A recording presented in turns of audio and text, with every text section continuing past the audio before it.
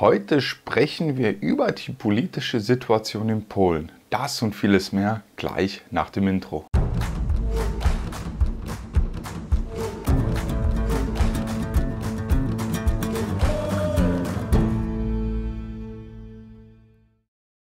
An dieser Stelle auch nochmal Hallo und herzlich willkommen auf meinem YouTube-Kanal. Ich stelle mich vielleicht mal ganz kurz vor für die Leute, die mich noch nicht kennen. Mein Name ist Christoph und ich bin vor knapp 4 Jahren aus Deutschland nach Polen ausgewandert.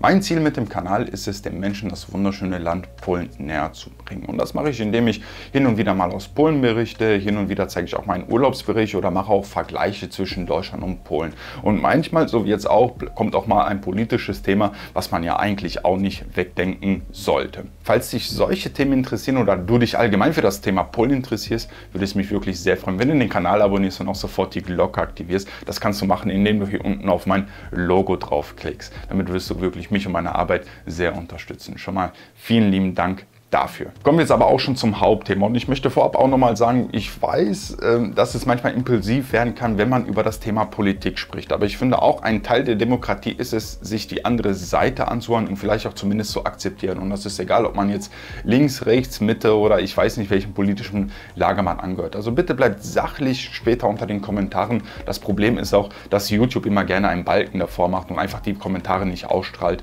und im Endeffekt hat niemand etwas davon. So, und zwar habe ich letztens eine Nachricht gekriegt unter einer meiner letzten Videos vom Grimpfjäger, und der hat eine ganz interessante Frage gestellt, und er bittet darum, berichte mal bitte auch über die aktuelle Situation in Polen, das zweigespalten ist mit der politischen Lage. Wie siehst du es, wie die Polen? Danke. Ja, ich versuche auf jeden Fall die Frage so gut wie möglich zu beantworten. Ich gehe vielleicht erstmal nochmal einen kleinen Schritt zurück für die Zuschauer, die das vielleicht nicht wissen. In Polen gab es letztes Jahr Parlamentswahlen. Das heißt, es wurde hier gewählt, wer jetzt Polen regieren sollte. Es gab auch einen Regierungswechsel. Zuvor hat die letzte regierende Partei, die PiS-Partei, das ist die rechte konservative Partei, die hat jetzt 8 Jahre regiert, also spricht von 2015 bis Ende 2023, und jetzt regiert mehr eine linke, grüne, liberale Partei, so würde ich das jetzt nennen, und ich erkläre auch gleich, warum ich das so nennen würde, weil das ist eine Koalition aus 3 Parteien, aber einer dieser Parteien ist auch schon eine eigene Koalition. Also ich erkläre das vielleicht mal ganz kurz. Die PiS hat die Wahl gewonnen im Prinzip, aber nicht die absolute Mehrheit, und ja, deswegen gab es auch den Regierungswechsel. Derzeit regiert KO, der dritte Weg, und die Linken, aber die KO selber besteht auch nochmal aus 3 Parteien, die aus PO, Grüne und irgendeiner wirtschaftsliberalen Partei besteht. Also im Prinzip kann man sagen, dass Polen von 5 Parteien regiert wird, so in etwa. Ja, also ich denke, ihr wisst, was ich meine. Also im Prinzip wird Polen derzeit von 5 Parteien regiert, und ja, so sieht es derzeit aus. Und so würde ich auch ein bisschen die politische Situation hier einschätzen. Also ich würde jetzt nicht mal sagen, dass wir hier 2 gespaltene Lager haben. Also es ist schon richtig, wir haben einmal mehr so diese rechte konservative Seite. Das sind überwiegend die PiS-Wähler oder auch die Wähler, die Konfederacja gewählt haben. Konfederacja ist eine Partei, die noch ein bisschen konservativer und rechts eingestellt ist. Die ist auch sehr extrem EU-skeptisch. Also die beiden Parteien zusammen hätten ungefähr um die 40% gehabt. Und dann haben wir halt noch die komplette andere Seite. Und mein Eindruck, meine persönliche Meinung oder mein Gefühl war es, dass sehr viele Leute, die jetzt nicht rechts gewählt haben, irgendetwas gewählt haben, Hauptsache die wählen nicht rechts. Das war so zumindest mein Eindruck. Also das war denen egal, was die wählen, Hauptsache nicht rechts. Und das sieht man vielleicht auch ein bisschen, da es auf der, ich nenne das jetzt einfach mal, auf der linken Seite irgendwie kein klares Ergebnis gab. Klar, wir hatten jetzt die Partei, die hatte ein paar Prozent, die Partei hatte ein paar Prozent, und klar, die KO, die selber aus 3 Parteien besteht, die hatte insgesamt 30%, aber somit kann man irgendwie sehen, dass es gibt irgendwie nicht so eine politische richtige Macht. Also man muss sagen, die PiS, die hat schon die Mehrheit gehabt mit über 30%. Das ist ein klares Ergebnis. Aber der Rest, das war irgendwie so ein bisschen mehr verstreut. So ist das so, zumindest irgendwie mein Eindruck. Und wenn ich auch so mit dem einen oder anderen geredet habe und so persönliche Gespräche geführt habe, gab es auch wirklich Leute, die gesagt haben, mir ist egal, Hauptsache die PiS gewinnt nicht die Wahl. Ja, und ja, somit war dann irgendwie für mich klar, okay, hier gibt es eigentlich mehr ein Problem mit der PiS wie mit allem anderen einfach. Ob das sich jetzt als gut herausstellt, werden wir auf jeden Fall in Zukunft sehen. Unter anderem in meiner Videos, wo ich ein bisschen über das Thema Politik in Polen spreche, habe ich auch schon den ein oder anderen Kommentar gelesen. Ja, jetzt ist Polen verloren, jetzt geht Polen zugrunde. Sehr oft von der polnischen Seite kommt jetzt, ja, jetzt wird Polen von Deutschland regiert und so weiter und so fort. Ich bin ganz ehrlich, ich bin nicht der Meinung, dass das kommt. Das hat auch bestimmte Gründe. Also erstmal muss man sagen, haben wir hier in Polen noch den Präsidenten, das ist der Andrzej Duda. Und das ist auch kein Geheimnis, dass der Andrzej Duda mehr zur Seite der PiS steht. Und hier in Polen ist das auch so, dass der Präsident sehr, sehr, sehr viel zu sagen hat. Er kann überall ein Veto einlegen und so weiter. Das heißt, die eventuellen Gesetzesänderungen oder sonstige Sachen, das wird sich immer so ein bisschen hinauszögern. Und man hat, wie gesagt, immer den Präsidenten, der da immer so zwischenstechen wird, was wir bis jetzt auch schon ein paar Mal hatten. Oder beziehungsweise, man hat das ja auch beim Regierungswechsel gesehen, also die Parlamentswahlen waren im Oktober. Der offizielle Wechsel war erstmal Ende des Jahres, also ich glaube im Dezember, Mitte Dezember ungefähr. Und das auch alles, weil es einfach sich hinausgezögert hat. Die PiS hat noch Koalitionspartner gesucht, um die absolute Mehrheit zu kriegen, hat auch versucht mit Veto-Mitteln alles zu blockieren und so weiter und so fort. Hat im Endeffekt nicht gereicht. Deswegen befürchte ich nicht, dass es jetzt so enden wird wie in Deutschland. Das mache ich jetzt mal in Anführungsstriche. Ich bin mir auch ganz, ganz, ganz sicher, das weiß auch die aktuelle regierende Partei, wenn die sich wie in Deutschland benehmen oder wenn die jetzt diese deutsche Politik oder sehr pro-EU, EU-freundliche Politik einführen, dann werden die mit sehr, sehr großer Wahrscheinlichkeit nicht wiedergewählt. Ich habe auch unter den Kommentaren lesen können, dass einfach jetzt sehr viele Bedenken kommen, jetzt kommen in Polen ganz viele Flüchtlinge und so weiter, jetzt werden die Tore aufgemacht, wie es in Deutschland ist. In Deutschland sind ja sehr viele Flüchtlinge, ich habe jetzt die Zahlen nicht im Kopf, wie viele es sind, aber seit 2015 ist das ja auch gar kein Geheimnis. Ich glaube, Deutschland ist eines der Länder, wo die meisten Flüchtlinge aus Afrika ankommen. Ist ja auch irgendwie gar kein Geheimnis, also machen wir jetzt hier auch kein Blatt vom Mund. Aber man kann in sehr, sehr vielen Teilen Europas sehen, gerade da, wo die Flüchtlinge sind, dass es dort sehr rabiat zugeht, dass dort Chaos herrscht und das sieht man einfach, das wollen die Polen einfach nicht. Wenn ich mich jetzt hier mit den Leuten selber unterhalte, kriegt man eigentlich nicht sehr viel irgendwie mit. Selbst wenn man sieht, ja, dass der eine irgendwie vielleicht ein bisschen mehr konservativer eingestellt ist und hier vielleicht die andere Seite ein bisschen liberaler eingestellt ist, halten die sich sehr mit den Kommentaren zurück. Ich habe mehr das Gefühl, dass hier sehr viel über Medien einfach kommuniziert wird, dass hier eigentlich mehr ein Medienkrieg ist. Man sieht das ja jetzt. Beim Sender TVP wurden jetzt auch Änderungen gemacht, da werden jetzt einige Berichterstattungen nicht mehr stattfinden einfach.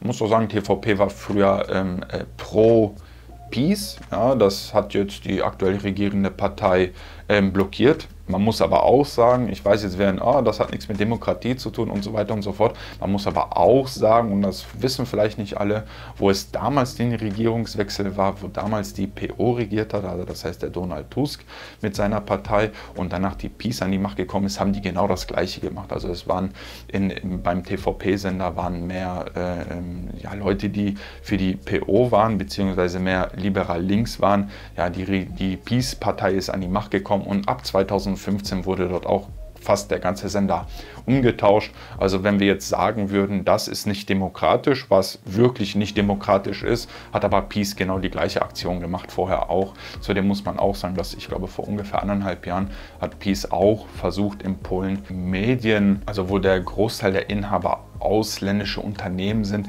wollten die auch blockieren. Also man muss ja auch sagen, also ich finde, beide tun sich da jetzt nicht irgendwie groß unterscheiden. Ne? Jeder versucht ja irgendwie alles auf seine Seite zu ziehen. Die PiS macht das mehr mit rechten konservativen Gedanken. Die aktuell regierende Partei macht das mehr mit linken liberalen Gedanken. Aber wenn ich hier mal ganz ehrlich meine Meinung sagen darf, für mich beide Parteien, da tut sich wirklich nicht viel, außer die eine, die ist rechts, die andere, die ist links, aber die spielen beide meiner Meinung nach das gleiche Spiel. Beide verbieten sich gegenseitig irgendetwas, beide ändern einfach ihre Position in gewissen Punkten, wo die es machen können und dann dann sagen die, man darf es ja nicht, das ist ja nicht demokratisch, aber beide sind in dem Fall nicht demokratisch. Wie wird das jetzt hier drinnen aussehen? Ich denke, viele Gesetzesänderungen wird es nicht geben. Ich kann mir nur vorstellen, dass einige Gelder dass vielleicht die Verteilung der Gelder ein bisschen anders gemacht wird. So wie ich gehört habe, soll auch wieder das Abtreibungsgesetz irgendwie in Kraft treten. Das heißt, dass man wieder ab dem 3. Monat abtreiben darf. Ich weiß nicht, ob das schon aktuell ist oder nicht. Also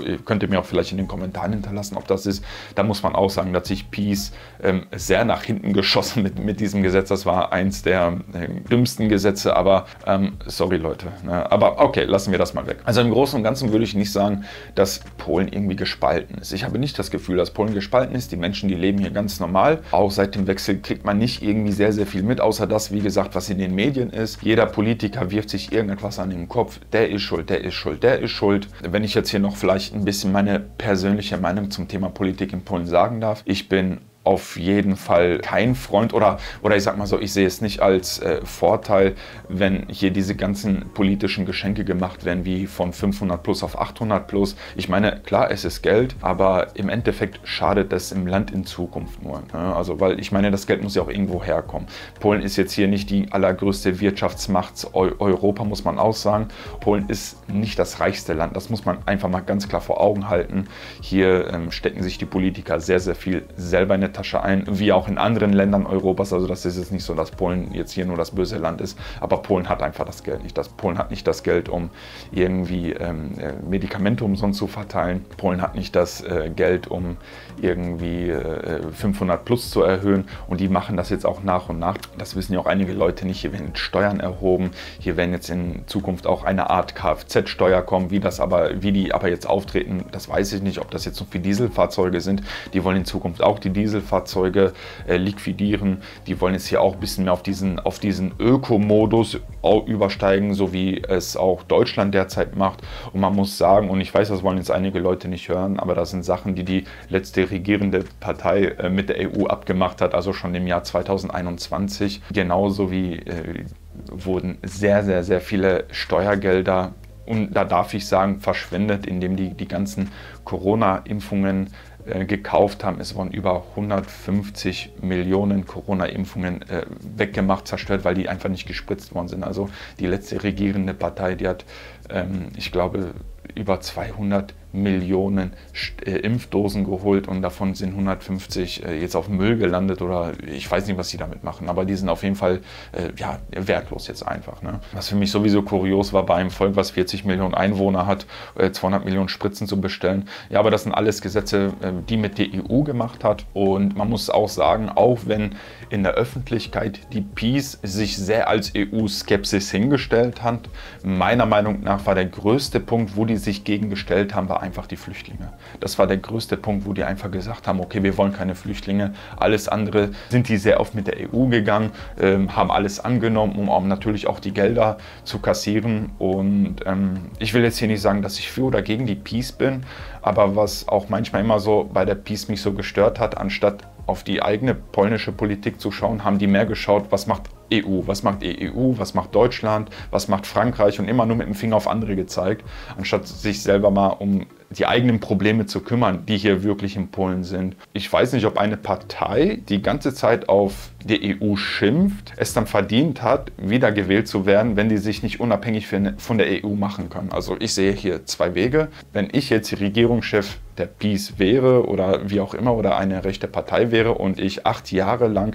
nur auf die EU schimpfe und sage, ja, die Franzosen sind schuld, die Deutschen sind schuld und ich weiß nicht, wer noch alles schuld ist, aber ganze Zeit in der EU bleibe, ja, naja, dann läuft doch irgendetwas schief. Also da, wisst ihr, was ich meine? Das ist irgendwie so zwiespaltig, meiner Meinung nach. Und wie gesagt, ich bin nicht gegen die Peace, ich bin nicht für die Peace. Genauso bin ich auch nicht für oder gegen die KO oder PO oder Tusk oder ich weiß nicht, welche Parteien, wie die sich da alle nennen, ist ja auch egal. Also wirklich, das ist wirklich jetzt nur so, wie ich es sehe. Ich möchte ja auch noch ganz kurz sagen, dass das eigentlich ganz, ganz, ganz schwierig ist, so ein großes Thema in einige Minuten kompakt zu verfassen, Wenn ihr vielleicht möchtet, dass ich noch irgendwie genauer auf spezielle Themen eingehe, könnt ihr es mir gerne in den Kommentaren hinterlassen. Dann kann ich da vielleicht auch nochmal genauer darauf eingehen, vielleicht auch nochmal genauer meine Meinung wiedergeben, weil ich bin mir auch ganz sicher, es werden jetzt viele negative Kommentare kommen, vielleicht auch viele positive Kommentare, weil die mich vielleicht auch manchmal falsch verstehen werden oder das einfach so aufnehmen, wie die es aufnehmen möchten. Aber wie gesagt, wenn irgendetwas ist, schreibt es mir in den Kommentaren, dann versuche ich in Zukunft auch nochmal genauer auf diese Themen einzugehen. Also nochmal, ich denke, im PUM wird sich nicht viel ändern. Die aktuell regierende Parteiweise, wenn die zu viele Änderungen machen, werden die abgewählt nach 4 Jahren. Und das weiß die auch und deswegen müssen die auch ein bisschen mehr auf das Volk eingehen. Das ist so zumindest meine persönliche Meinung. Ich bin ehrlich gesagt mehr auf deine Meinung gespannt. Was hältst du von dem ganzen Thema? Wie ist deine Meinung zu diesem Thema? Du kannst mir das mal bitte in den Kommentaren hinterlassen. Das würde mich wirklich sehr interessieren. Ansonsten danke ich dir wirklich, dass du dir dieses Video bis zum Ende angeschaut hast. Bleib gesund und bis zum nächsten Mal. Ciao.